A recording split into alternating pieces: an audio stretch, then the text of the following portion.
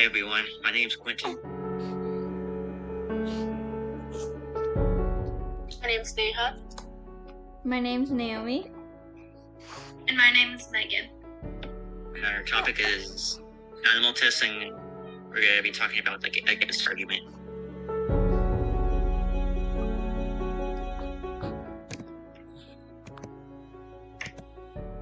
So, history on animal testing. Humans have been doing testing on animals for thousands of years, dating back to the ancient Greek times. That's like data that's known by modern historians, but it's possible that it dates even further back from that. It's just lost history. The purpose of it was to understand the functions of life and prove out new medicines, just to understand like any cures for like illnesses. Back then, illness was a lot more dangerous compared to it is today, because it was obviously no medicines, and they use animals just to invent medicines.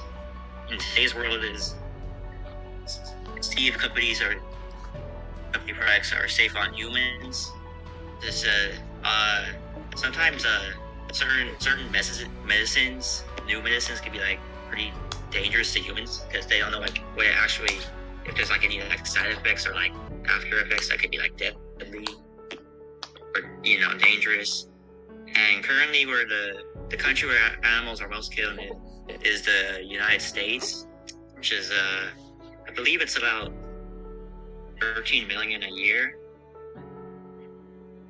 annually. Yeah.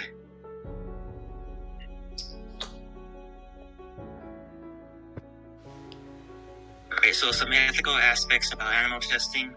Animals have no choice in wanting to get tested by humans. Animals are forced to eat substances, get exposed to certain chemicals, or get injected with medicines. That's usually most of the time that happens. Most of the animals it's either usually due pain. They say they go through a lot of experience of pain, and they ultimately die at the end of the experiment, or they're just killed because they can't live. Sometimes they'll live because it was a successful test, and it was mainly used to only benefit humans, just to figure out what's gonna work and what's not gonna work, and we just have like a better understanding of what, like, say like a medicine for like maybe like COVID that could work. So with cultural and sociological importance, animals are said to be sacred in some cultures, and which means that they want to protect the animals that live around them. A lot of places don't do anything to harm them in any way, so they let them live on the streets, and if they're in their way, they kind of go around them. Animals that have the same rights as humans, which are from most activist groups that argue. So animals have feelings too is from Charles Darwin. He declared that animals have emotions.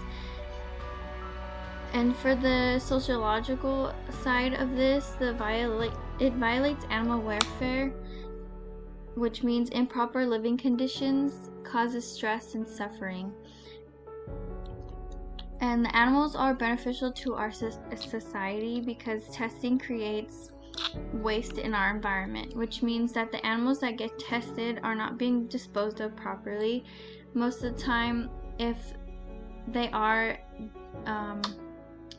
deceased after any type of test done on these animals, they are cremated, but some of the time that there's so many of them, they don't get that proper cremation and disposal.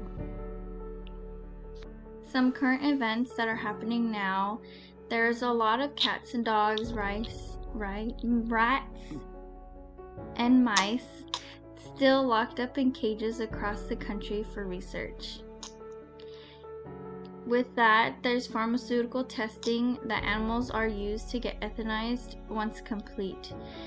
And these pharmaceutical testings involve testing on drugs and vaccines for us humans that they create and are tested on animals before they're given out to humankind. There's also another one called military combat training.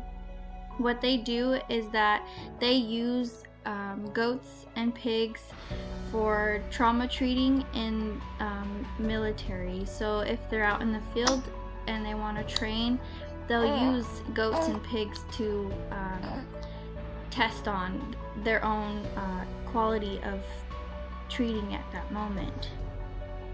Another fact is that as of 2022, guinea pigs are the highest animal being used in research.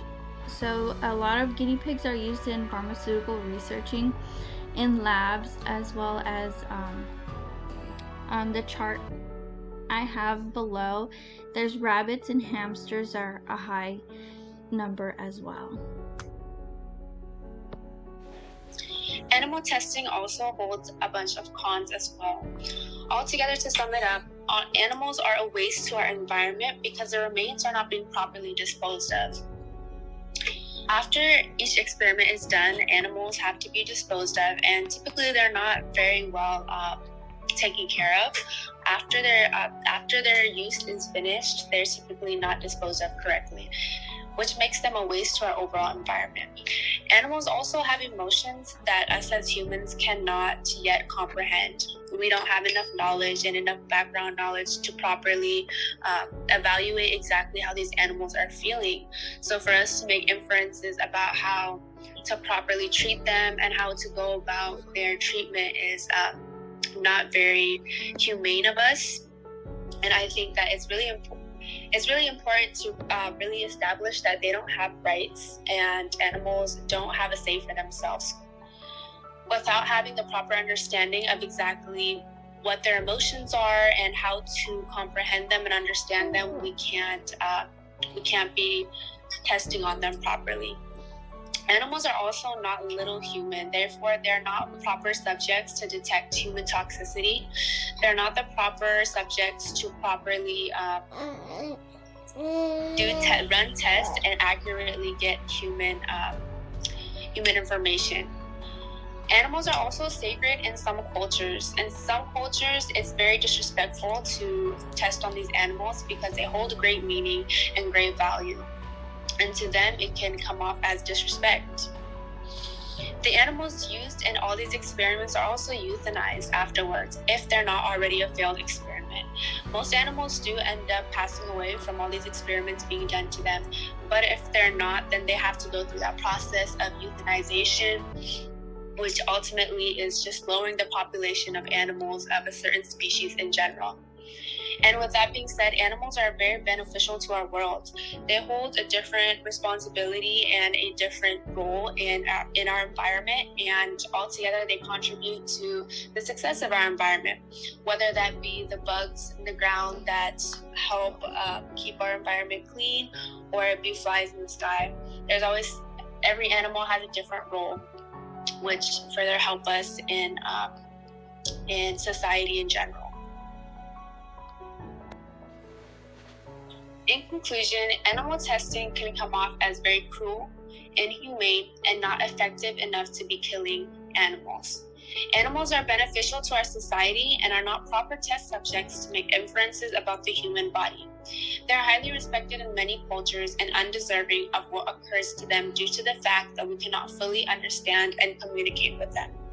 Animals are very dense, and they are creatures that we don't fully understand yet. So without that comprehension, we can't understand the different rights they have and their feelings. And that comes to prove how it's not humane to be testing on them. And without knowing that it's a proper way to test if something is going to be working in the human body, without knowing that it's effective enough, we shouldn't be killing animals and we shouldn't be testing on them.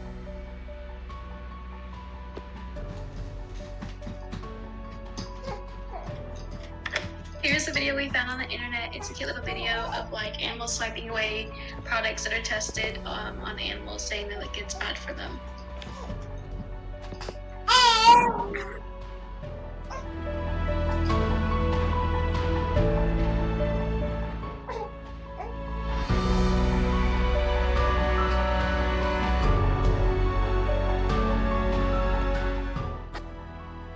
92% of experimental drugs that are safe and effective in animals fail in human clinical trials because they are too dangerous or don't work at all. Europe is the world's largest cosmetic market. Israel and India have already banned animal testing for cosmetics and the sale or import of newly animal-tested beauty products. Most animals that are being used for animal testing include mice and rats because they're the most similar to us.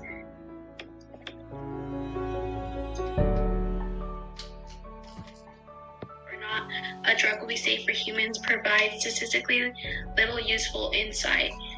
A recent study found that 93 dangerous drug side effects, out of 93 dangerous side effects, only 19% could have been predicted by animal tests. Another study showed that over 1,000 potential stroke treatments have been successful in animal testing, but approximately 10% of that progressed to human trials. None worked sufficiently well in humans.